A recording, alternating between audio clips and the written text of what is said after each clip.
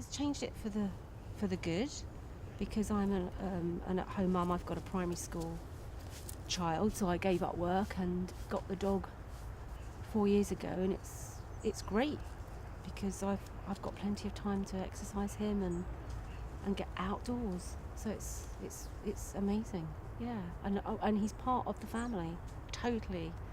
You know, everyone in the family adores him. I don't know what we'd do without him, to be honest. I've probably spent more on his haircut than on mine. For the groomer, yeah. It's been an amazing difference. Highly recommend having a dog.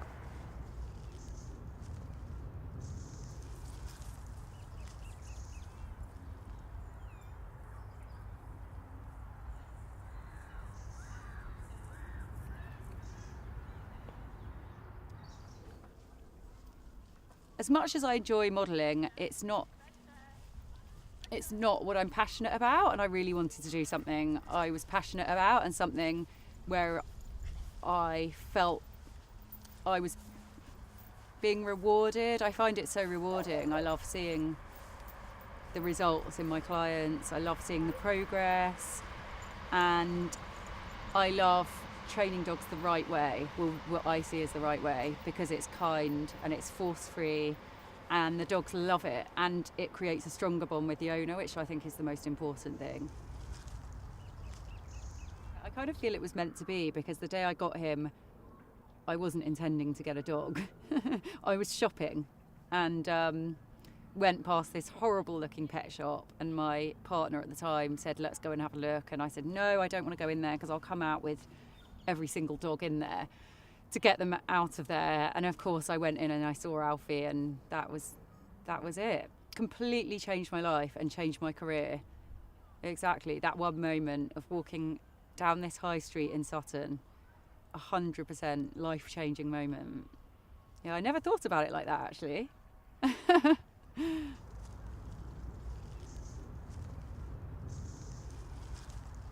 He is my best friend.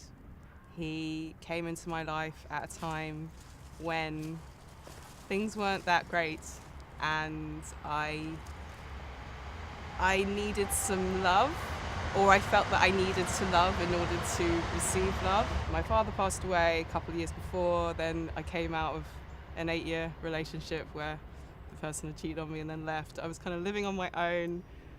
I was having mental health problems. I had eating disorders. I had a lot of pain and self-hate, and just not really having any reason to live. So I left my job. I sold all my things. I moved out of my flat. I kind of just got rid of everything in my life, and I didn't really have anything. And then I got him, and it was kind of a gift I just saw someone online saying that they had a litter of puppies that they needed to give homes to, and something just said yes. It didn't make any sense because I didn't have any money, and I didn't really know what I was doing, but it seemed like a good thing to do, and I love animals, so it just felt like it was home. Something to give a home to, and something to give a home to me. I was thinking about this yesterday. I think if I hadn't have had him, I think I would have got lost somewhere. I think I would have ended up in a cave chanting for 8 hours a day on my own, Hare Krishnas. I think he kept me rooted in reality. So he's become my home. He's become my rock, and I learn all my lessons through him in terms of what's important and what honesty is and what love is, because he's all of those things. So yeah, that's how he came into my life.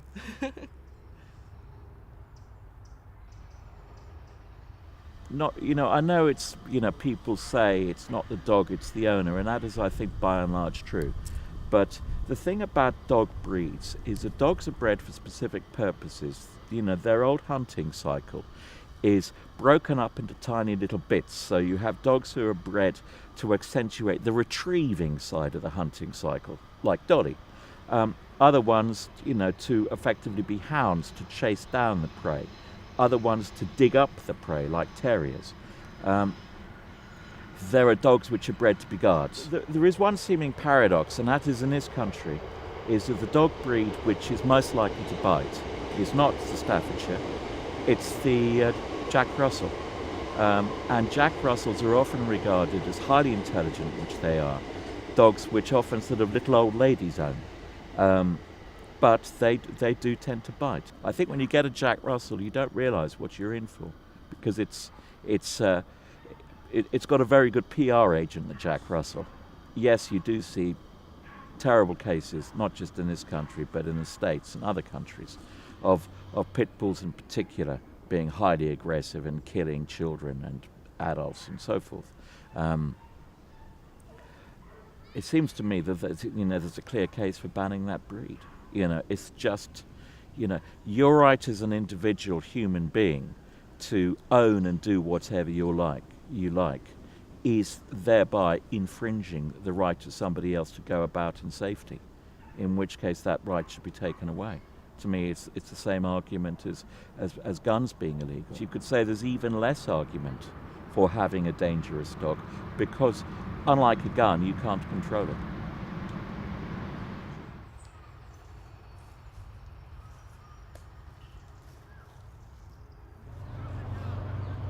It's quite difficult to talk about, but one of the reasons I got her is sort of just because just personal issues that I had to do with depression. I'm diagnosed bipolar, so often sort of I would have thoughts about suicide and stuff like that. I see her as somewhat of a service dog, definitely. Just personal stuff that I've dealt with, I felt like getting a dog has certainly helped with. But also that guard aspect of it does come into it. She guards my house, she guards me, and I think that sometimes people have bad connotations about guard dogs, but I think ultimately it's part of the breed. If I didn't want a guard dog, I'd get a pug. I got a Rottweiler because, as much as I love the breed and I love them, they have got that in them. I'd never want to see my dog be aggressive, but I know that if ultimately I was in danger, or any of my family was in danger, she would have that instinct, definitely. When my mum walks her down Tooting High Street, people just clear the way. And she's like 5'3" and like a very small Iranian lady. And when she's walking down the street, everyone just crosses the road or gets out the way. I don't really care. I don't really care what people's perceptions are. If they took the time to know my dog, they'd see that she's lovely. But at the same time, if my dog doesn't like somebody, I trust their instinct on that. It's a weird thing to say, but when I meet someone, I will read my dog's reactions to that person. Definitely, because I think they've got a quite good instinct for that. Regardless of what people say about the breed, I think that's definitely a comfort.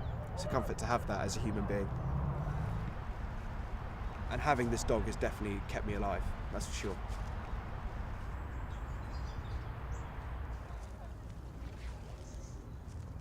Yes, I have, yeah. Probably my first dog was probably the hardest, so I was about 10. And obviously I'd had him my whole life since he was 6 months, and that was very hard. It was very hard. It was definitely a moment that I do remember quite vividly. So he was getting quite old, and he wasn't in a good way, so he had to be put down. And all of a sudden the house just felt quite empty all of a sudden, and it was quite bizarre. And even it's interesting now. Even now, sometimes he goes to a dog sitter twice a week, and we notice if we're all home at the same time and he's not back yet. It's like, oh God, feels something's missing. Yeah. No, it was really hard. It was really hard. Well, I certainly wouldn't come to the Common. When I haven't got the dogs, however much I think I'm going to go out and commune with nature, I don't. And once or twice a day, I get down here, and it's when I used to work in an office, I would look up and out the window and think, oh look, it's spring, and then I'd come out and look again and think, oh my God, it's autumn. And actually, you can't miss nature if it's raining on top of you. And so, yeah, so I wouldn't do that. And they've made me lots of friends with dogs. A lot of friends. I mean, this common has provided me with my last 2 cars. You know, I've had political conversations with people that have been going on for about 10 years now. So, you know, it's a real resource coming to the common and talking to other dog owners. I mean, you know, I have a totally different set of people I see now to early on. But, you know, people, you know, you see them have kids and you see the dogs running around as puppies, and then you see their little dog trudging behind them, all old and sad. And then you see the next puppy, some of them very quickly. The next day, identical. I've seen people change jobs and change gender on the common. All life is here. It's just a little microcosm of the rest of the world.